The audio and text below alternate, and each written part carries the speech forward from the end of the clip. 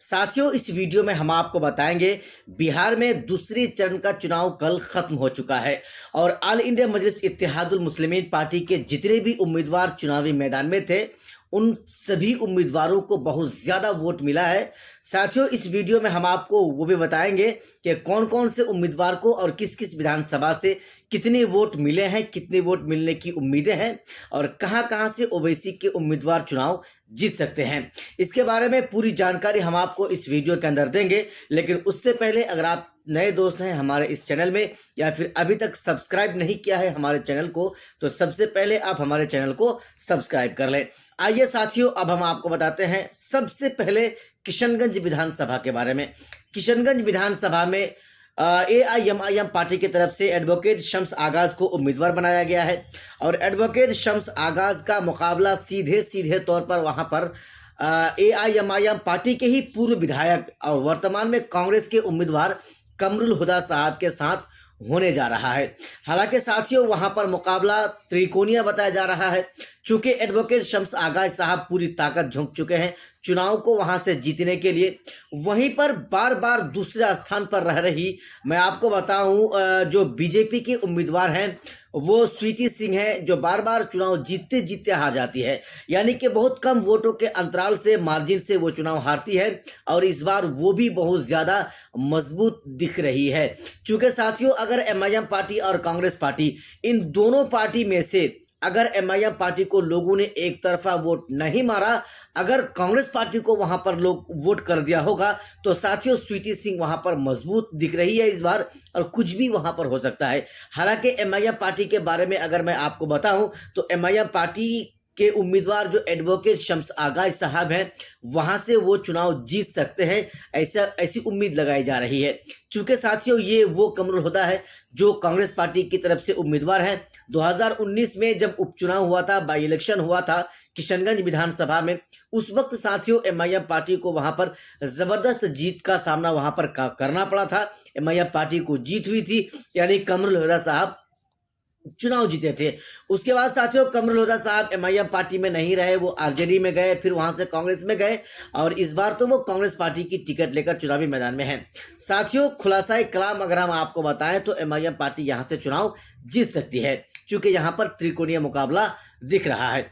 उसके बाद साथियों, हम आपको अब कोचाधामन के बारे में बताते हैं। कोचाधामन एक ऐसा विधानसभा है जहां पर MIM पार्टी का उम्मीदवार सरवर आलम साहब हैं और सरवर आलम साहब का मुकाबला सीधा सीधा RJD के उम्मीदवार मास्टर मुजाहिद आलम साहब के साथ होने जा रहा है। साथियों, मुकाबला तो कांटे का है, टक्कर तो कांटे का है, लेकिन वहां पर सरवर आलम साहब चुनाव जीतते हुए नजर आ रहे हैं। सरवर आलम साहब 2020 में अलहाज इजहार अशफी साहब वहां से MIM पार्टी के विधायक उम्मीदवार थे और वो चुनाव भी जीते थे।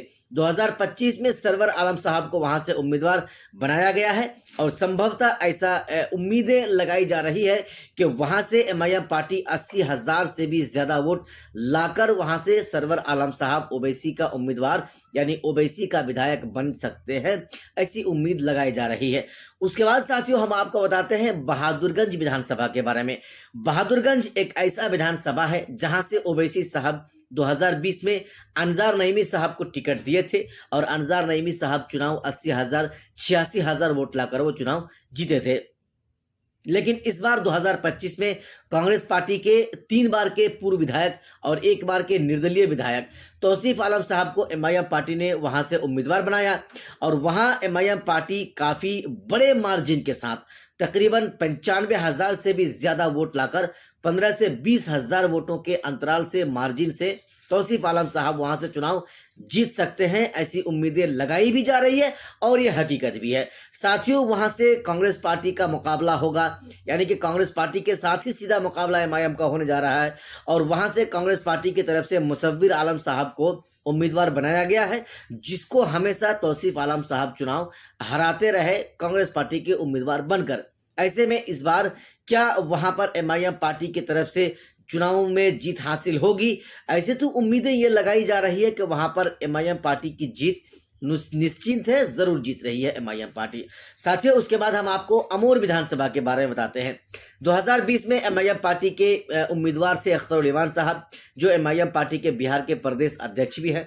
वो चुनाव वहां से जीते थे और इस बार का जो वहां पर मुकाबला होने जा रहा है वो सीधा सबा जफर के साथ, जो जदयू के उम्मीदवार हैं, उसके साथ होने जा रहा है। हालांकि एमआईएम पार्टी अख्तर इमान साहब के बारे में ये कहा जा रहा है कि वो अमोर विधानसभा से एक बार फिर से 1 लाख से ज्यादा वोट लाएंगे और वहां से वो चुनाव जीतेंगे। हालांकि वहां पर कांग्रेस पार्टी की तरफ से अब्दुल जलील मस्तान साहब को फिर से उम्मीदवार बनाया गया है और उनकी कमजोरी को देखता हुआ, उनकी उम्रदराजी को देखता हुआ लोग जो है एक बार फिर से अख्तर अली खान साहब पर भरोसा जता रहे हैं, अख्तर अली खान साहब के ऊपर उम्मीद जता रहे हैं। साथियों, उसके बाद हम आपको जोकीहाट विधानसभा के बारे में बताते हैं। जोकीहाट ऐसा विधानसभा है जहां से पिछली बार यानी 2020 में एमआईएम पार्टी की तरफ से उम्मीदवार बनाया गया था शाहनवाज आलम साहब को, और शाहनवाज आलम साहब वहां से चुनाव जीत चुके थे, यानी विधायक बन चुके थे। और इस बार वहां से मुखिया मुर्शिद आलम साहब को उम्मीदवार बनाया गया है। जो मुखिया मुर्शिद आलम साहब चुनाव तो मजबूती के साथ लड़े और एमआईएम पार्टी के सभाओं में लोगों की भीड़ तो दिखी, लेकिन वहां पर त्रिकोणीय मुकाबला होता हुआ दिख रहा है। एक तरफ शाहनवाज हुसैन जो आरजेडी के उम्मीदवार है, दूसरी तरफ जेएसपी यानी जनसुराज पार्टी के उम्मीदवार उनके ही बड़े भाई सरफराज आलम साहब हैं, और तीसरी तरफ मुखिया मुर्शिद आलम साहब हैं।